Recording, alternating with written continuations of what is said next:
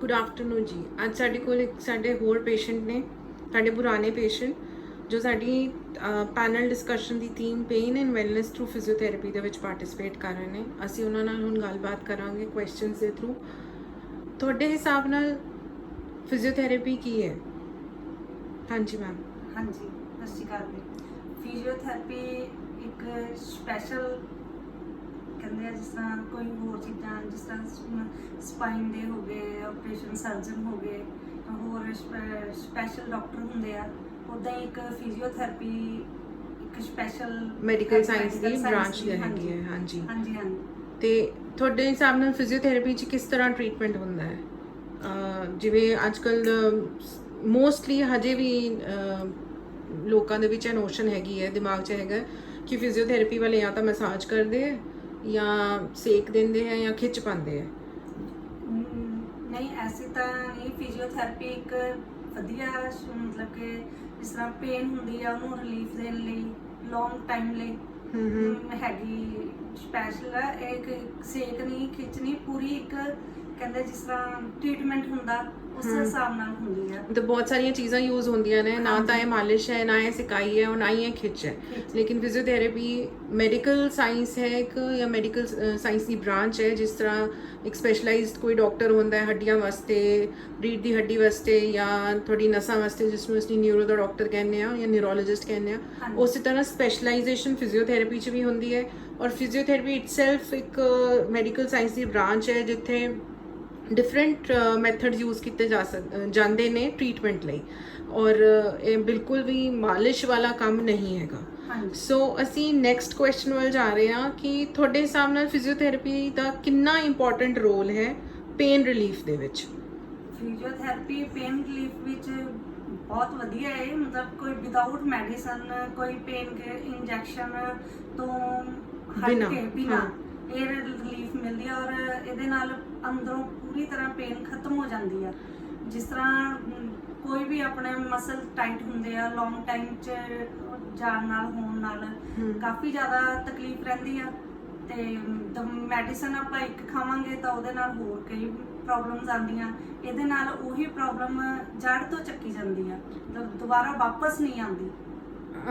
ਜਿੱਦਾਂ ਕਿ ਤੁਹਾਡਾ ਜੇ ਕੇਸ ਕੰਸੀਡਰ ਕਰੀਏ ਤਾਂ, ਜਾਂ ਤੁਹਾਡਾ ਐਕਸਪੀਰੀਅੰਸ ਕੀ ਰਿਹਾ ਸੀਗਾ? ਤੁਹਾਨੂੰ ਨੈਕ ਤੇ ਸ਼ੋਲਡਰ ਜੁਆਇੰਟ ਦੇ ਵਿੱਚ ਦਿੱਕਤ ਸੀਗੀ। ਹਾਂਜੀ ਹਾਂਜੀ। ਤੇ ਹੌਲੀ ਹੌਲੀ ਉਹ ਖਿਚਾਵ ਨੈਕ ਵੱਲ ਜ਼ਿਆਦਾ ਹੋ ਗਿਆ, ਚੈਸਟ ਮਸਲਸ ਵੱਲ ਆ ਗਿਆ, ਫੇਸ ਤੇ ਜਾ ਰਿਹਾ ਸੀ, ਕੰਨ ਦੇ ਪਿੱਛੇ ਜਾ ਰਿਹਾ ਸੀਗਾ। ਮੈਡੀਸਿਨ ਦਾ ਇੱਥੇ ਕੋਈ ਯੂਜ਼ ਨਹੀਂ ਸੀਗਾ, ਕਿਉਂਕਿ ਓਬਵੀਅਸਲੀ ਜੇ ਤੁਸੀਂ ਕਹੋਗੇ ਕੰਨ ਦੇ ਪਿੱਛੇ ਖਿੱਚ ਹੋ ਰਹੀ ਹੈ ਤੇ ਉਹ ਕੰਸੀਡਰ ਨਹੀਂ ਕੀਤਾ ਜਾਏਗਾ, ਲੇਕਿਨ ਉਹ ਰਿਲੇਟਡ ਸੀਗਾ ਤੁਹਾਡਾ ਸ਼ੋਲਡਰ ਦੇ ਨਾਲ। ਸੋ ਸ਼ੋਲਡਰ ਤੇ ਕੰਮ ਹੋਇਆ, ਬਾਕੀ ਜਿਹੜੇ ਮਸਲਸ ਇਨਵੋਲਵ ਸੀ ਉਹਨਾਂ ਤੇ ਕੰਮ ਹੋਇਆ, ਤੇ ਬਿਲਕੁਲ ਪੇਨ ਫ੍ਰੀ ਜ਼ੋਨ ਦੇ ਵਿੱਚ ਤੁਸੀਂ ਪਹੁੰਚ ਗਏ। ਔਰ ਬਹੁਤ ਸਾਰੇ ਐਸੇ ਕੰਮ ਜੋ ਪਹਿਲਾਂ ਨਹੀਂ ਕਰ ਪਾ ਰਹੇ ਸੀ ਹੁਣ ਕਰ ਪਾ ਰਹੇ ਹੋ। ਇਹ ਸਟੋਰੀ ਅੱਜ ਦੇ ਟਾਈਮ ਦੇ ਵਿੱਚ ਹਰ ਪੇਸ਼ੈਂਟ ਦੀ ਹੈ ਜੋ ਇੱਕ ਕੁਆਲੀਫਾਈਡ ਫਿਜ਼ੀਓਥੈਰੇਪਿਸਟ ਤੋਂ ਆਪਣੀ ਟ੍ਰੀਟਮੈਂਟ ਲੈਂਦਾ ਹੈ। ਸੋ ਪੇਨ ਰਿਲੀਫ ਦੇ ਵਿੱਚ ਤੁਹਾਡੇ ਹਿਸਾਬ ਨਾਲ ਵੀ ਫਿਜ਼ੀਓਥੈਰੇਪੀ ਦਾ ਬਹੁਤ ਇੰਪੋਰਟੈਂਟ ਰੋਲ ਹੈ। ਹਾਂਜੀ। ਪਹਿਲਾਂ ਤੁਸੀਂ ਕਦੀ ਫਿਜ਼ੀਓਥੈਰੇਪੀ ਬਾਰੇ ਸੁਣਿਆ ਹੋਵੇਗਾ, ਮਤਲਬ ਆਪਣੀ ਪ੍ਰੋਬਲਮ ਤੋਂ ਪਹਿਲਾਂ ਕਿਸੇ ਹੋਰ ਤੋਂ ਜਾਂ ਕਿਸੇ ਰਿਲੇਟਿਵ ਤੋਂ ਕਿ ਫਿਜ਼ੀਓਥੈਰੇਪੀ ਕਰਾਈ, ਤਾਂ ਸਾਡਾ ਇੱਕ ਮਾਈਂਡਸੈਟ ਹੁੰਦਾ ਕਿ ਹਾਂ ਫਿਜ਼ੀਓਥੈਰੇਪਿਸਟ ਇਸ ਤਰ੍ਹਾਂ ਟਰੀਟ ਕਰਦੇ ਨੇ। ਜਿਵੇਂ ਤੁਸੀਂ ਕਹਿ ਲਓ ਕਿ ਕਿਸੇ ਪਾਰਟਿਕੂਲਰ ਚੀਜ਼ ਦਾ ਇੱਕ ਆਪਣਾ ਇੱਕ ਰਹਿੰਦਾ ਹੈ, ਐਕਸਪੀਰੀਅੰਸ ਰਹਿੰਦਾ ਹੈ ਕਿ ਇਹ ਚੀਜ਼ ਇੱਦਾਂ ਬਣਦੀ ਹੈ ਜਾਂ ਇੱਦਾਂ ਖਾਈ ਜਾਂਦੀ ਹੈ, ਜਾਂ ਆਪਾਂ ਅਸੀਂ ਇਹਨੂੰ ਇੱਦਾਂ ਪਹਿਨਦੇ ਹਾਂ ਜਾਂ ਇੱਦਾਂ ਇੱਥੋਂ ਖਰੀਦਦੇ ਹਾਂ, ਜਾਂ ਉਹ ਲੋਕ ਇੱਦਾਂ ਬਣਾ ਕੇ ਦਿੰਦੇ ਹੈ, ਜਾਂ ਉਹ ਡਾਕਟਰ ਇਸ ਤਰ੍ਹਾਂ ਦੀ ਦਵਾਈ ਦਿੰਦਾ ਹੈ ਕਿ ਠੀਕ ਹੋ ਜਾਂਦਾ ਹੈ। ਇਸ ਤਰ੍ਹਾਂ ਹੀ ਫਿਜ਼ੀਓਥੈਰੇਪੀ ਬਾਰੇ, ਜਿੱਦਾਂ ਮੈਂ ਪਹਿਲਾਂ ਕਿਹਾ ਕਿ ਲੋਕਾਂ ਦੇ ਵਿੱਚ ਇੱਕ ਨੋਸ਼ਨ ਹੈ, ਜਾਂ ਤੁਹਾਡੇ 'ਚ ਵੀ ਰਹੀ ਹੋਏਗੀ ਕਿ ਪਤਾ ਨਹੀਂ ਕਿਸ ਤਰ੍ਹਾਂ ਟਰੀਟਮੈਂਟ ਹੁੰਦਾ ਹੈ, ਜਾਂ ਇੱਕ ਪਾਰਟਿਕੂਲਰ ਲਾਈਨ ਕਿ ਮਸਲਸ 'ਤੇ ਕੰਮ ਕਰਦੇ ਆ, ਐਕਸਰਸਾਈਜ਼ ਦੱਸਦੇ ਆ, ਉਹ ਫਿਜ਼ੀਓਥੈਰੇਪੀ ਕੰਪਲੀਟ ਹੋ ਗਈ। ਆਪਣੀ ਟਰੀਟਮੈਂਟ ਜਦੋਂ ਤੁਸੀਂ ਕਰਵਾ ਲਈ, ਉਸ ਤੋਂ ਬਾਅਦ ਤੁਹਾਡਾ ਐਕਸਪੀਰੀਅੰਸ ਫਿਜ਼ੀਓਥੈਰੇਪੀ ਬਾਰੇ ਕੀ ਰਿਹਾ? ਮਤਲਬ ਹੁਣ ਤੁਹਾਡਾ ਨਜ਼ਰੀਆ ਕੀ ਹੈ ਫਿਜ਼ੀਓਥੈਰੇਪੀ ਬਾਰੇ? ਨਹੀਂ, ਫਿਜ਼ੀਓਥੈਰੇਪੀ ਇੱਕ ਜਿਸ ਤਰ੍ਹਾਂ ਪਹਿਲਾਂ ਦੱਸਿਆ ਕਿ ਖਿੱਚ ਪਾਉਂਦੇ ਆ ਜਾਂ ਸੇਕ ਦਿੰਦੇ ਆ, ਇਹੋ ਜਿਹੀ ਕੋਈ ਗੱਲ ਨਹੀਂ। ਇਹਦਾ ਅਲੱਗ ਵੱਖਰਾ ਟ੍ਰੀਟਮੈਂਟ ਹੈ। ਲੌਂਗ ਮਤਲਬ ਕਿ ਐਕਸਰਸਾਈਜ਼ ਵੀ ਕਰਾਉਂਦੇ ਆ, ਸਾਰਾ ਕੁਝ ਮਤਲਬ ਅੱਛਾ ਹੈ। ਓਵਰਆਲ ਤੁਸੀਂ ਇਹਨੂੰ ਗ੍ਰੇਡ ਕਰੋਗੇ ਕਿ ਬਹੁਤ ਅੱਛਾ, ਵਿਦਆਊਟ ਸਾਈਡ ਇਫੈਕਟ ਹੈ? Without side effect. ਓਕੇ। ਕਿਉਂਕਿ ਆਪਾਂ ਜਦੋਂ ਪੇਨ ਕਿਲਰ ਖਾਂਦੇ ਆ ਤੇ ਉਹਦੇ ਨਾਲ ਬਹੁਤ ਤਰ੍ਹਾਂ ਦੇ ਬਾਡੀ 'ਚ ਸਾਈਡ ਇਫੈਕਟ ਹੁੰਦੇ ਆ, ਤੇ ਇੱਕ ਹੋਰ ਇੱਕ ਕੁਐਸਚਨ ਐਡ ਕਰਨਾ ਚਾਹਾਂਗੀ ਕਿ ਬੜੇ ਸਾਰੇ ਪੇਸ਼ੈਂਟ ਸਾਡੇ ਕੋਲ ਹੈ, ਕਹਿੰਦੇ ਨੇ ਕਿ ਮੈਨੂੰ ਨਾ ਪੇਨ 10 ਸਾਲ ਤੋਂ ਹੈ, 20 ਤੋਂ ਹੈ, 25 ਤੋਂ ਹੈ, 30 ਸਾਲ ਤੋਂ ਹੈ, ਜਾਂ ਕਈ ਹੁੰਦੇ ਜਿਵੇਂ ਮੈਨੂੰ 2 ਸਾਲ ਤੋਂ ਹੀ ਹੈ, ਬਟ ਟਾਈਮ ਡਿਊਰੇਸ਼ਨ ਇੱਕ ਮੈਟਰ ਕਰਦੀ ਹੈ ਕਿ ਰਿਕਵਰੀ ਥੋੜੀ ਸਲੋ ਹੋਏਗੀ ਕਿਉਂਕਿ ਬਹੁਤ ਸਾਰੀ ਚੀਜ਼ਾਂ ਇਨਵੋਲਵ ਹੋ ਚੁੱਕੀਆਂ ਹੋਣਗੀਆਂ। ਇਹ ਤਾਂ ਟਾਈਮ ਤਾਂ ਜਦੋਂ ਇੰਨੀ ਪੁਰਾਣੀ ਪ੍ਰੋਬਲਮ ਹੋਵੇ ਉਹਨੂੰ ਟਾਈਮ ਤਾਂ ਥੋੜਾ ਲੱਗਦਾ ਹੀ ਆ, ਪਰ ਇਹ ਹੈ ਕਿ ਜੇ ਆਪਾਂ ਵਿੱਚ ਅੱਧੇ ਚ ਟ੍ਰੀਟਮੈਂਟ ਛੱਡ ਦਈਏ, ਡਾਕਟਰ ਦੀ ਸਲਾਹ ਜਿੰਨੀ ਦਿੱਤੀ ਆ ਉਹਨਾਂ ਨਾ ਕਰਵਾਈਏ, ਤਾਂ ਉਹ ਫਿਰ ਉਹਨਾਂ ਜ਼ਿਆਦਾ successful ਨਹੀਂ ਰਹੇ। ਨਹੀਂ ਹੁੰਦਾ। ਤੇ ਫਿਰ ਇੱਕ ਪਾਸੇ ਉਹ ਪੇਸ਼ੈਂਟ ਹੁੰਦੇ ਜਿਹੜੇ ਕਹਿੰਦੇ ਨੇ ਮੈਨੂੰ ਪ੍ਰੋਬਲਮ ਤਾਂ 2 ਸਾਲ ਤੋਂ ਹੀ ਹੈ, ਬਟ ਉਹ ਇਹ ਚੀਜ਼ ਨੂੰ ਨਹੀਂ ਐਕਸੈਪਟ ਕਰਦੇ ਕਿ 2 ਸਾਲ ਦੇ ਵਿੱਚ ਉਹਨਾਂ ਦੀ ਇੰਜਰੀ ਜਾਂ ਉਹਨਾਂ ਦੇ ਮਸਲ ਦੀ ਕੰਡੀਸ਼ਨ ਉਨੀ ਹੀ ਖਰਾਬ ਹੋ ਗਈ ਜਿੰਨੀ ਕਿਸੇ 10 ਸਾਲ ਪੁਰਾਣੀ ਬਿਮਾਰੀ ਨਾਲ ਹੋਈ ਸੀਗੀ, ਬਟ ਉਹ ਇਸ ਚੀਜ਼ ਨੂੰ ਐਕਸੈਪਟ ਨਹੀਂ ਕਰਦੇ।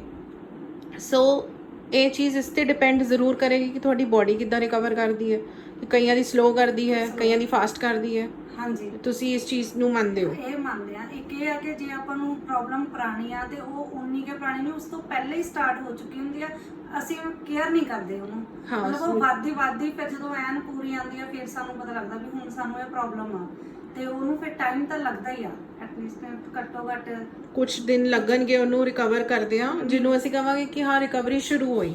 ਪਰ ਜੇ ਅਸੀਂ ਉਹਨੂੰ ਕਹੀਏ ਕਿ ਪਰਮਨੈਂਟਲੀ ਫਿਟ ਐਂਡ ਫਾਈਨ ਹੋ ਗਿਆ, ਉਹਨੂੰ ਥੋੜਾ ਹੋਰ ਜ਼ਿਆਦਾ ਟਾਈਮ ਲੱਗੇਗਾ।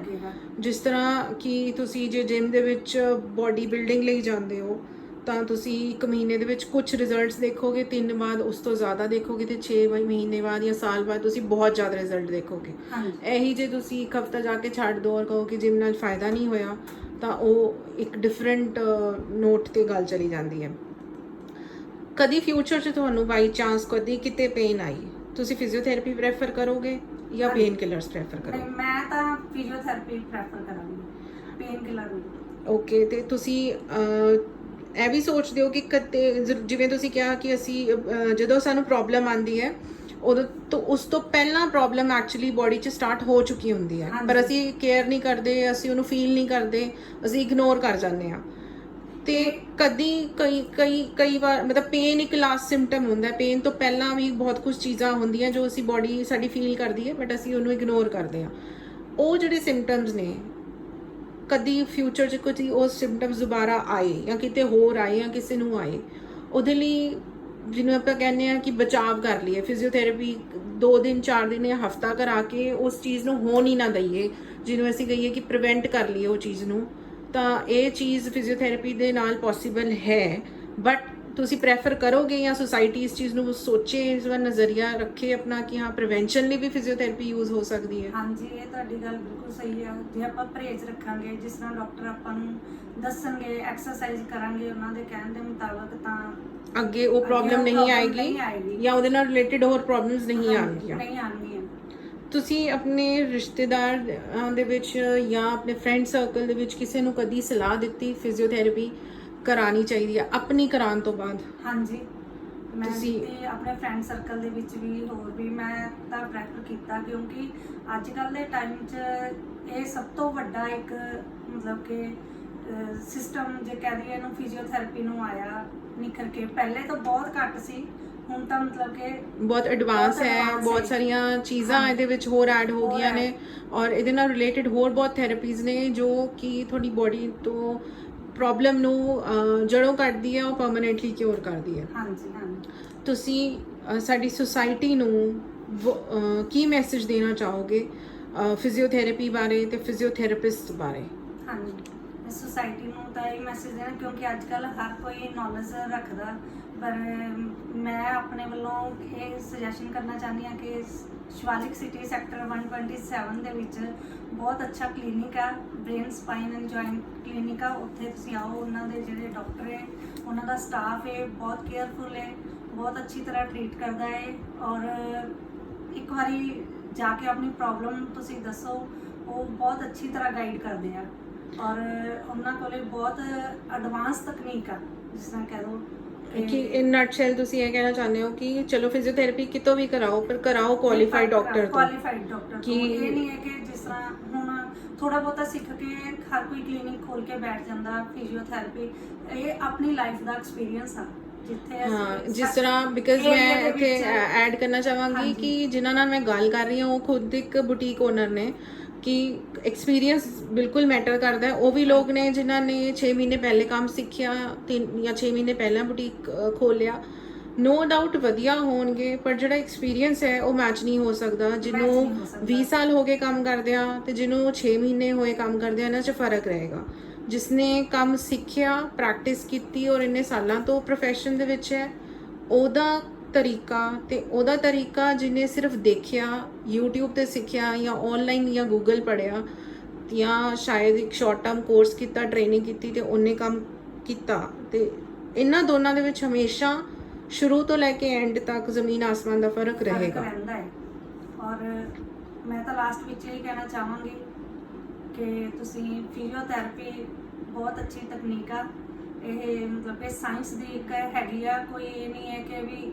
ਔਰ ਜਿਹੜੇ ਡਾਕਟਰ ਨੂੰ ਮੈਂ ਪ੍ਰੈਫਰ ਕਰ ਰਹੀ ਹਾਂ, ਡਾਕਟਰ ਪਰਨੀਤ ਕੌਰ ਬੇਦੀ ਨੂੰ, ਇਹ ਮਤਲਬ ਕਿ ਕਾਫੀ ਕੁਆਲੀਫਾਈਡ ਨੇ। ਇਹਨਾਂ ਕੋਲੇ ਮਤਲਬ ਅੱਛਾ ਟ੍ਰੀਟਮੈਂਟ ਹੈ। ਤੁਸੀਂ ਇੱਕ ਵਾਰੀ ਜ਼ਰੂਰ ਆਓ ਤੇ ਦੇਖੋ, ਤੇ ਸਾਡੇ ਦੱਸਣ ਦੀ ਤਾਂ ਫਿਰ ਲੋੜ ਹੀ ਨਹੀਂ ਪੈਣੀ ਜਦੋਂ ਤੁਹਾਡਾ ਖੁਦ ਦਾ ਐਕਸਪੀਰੀਅੰਸ ਹੋ ਜਾਏਗਾ ਇਸ ਚੀਜ਼ ਦਾ। ਥੈਂਕ ਯੂ ਜੀ। ਥੈਂਕ ਯੂ ਜੀ।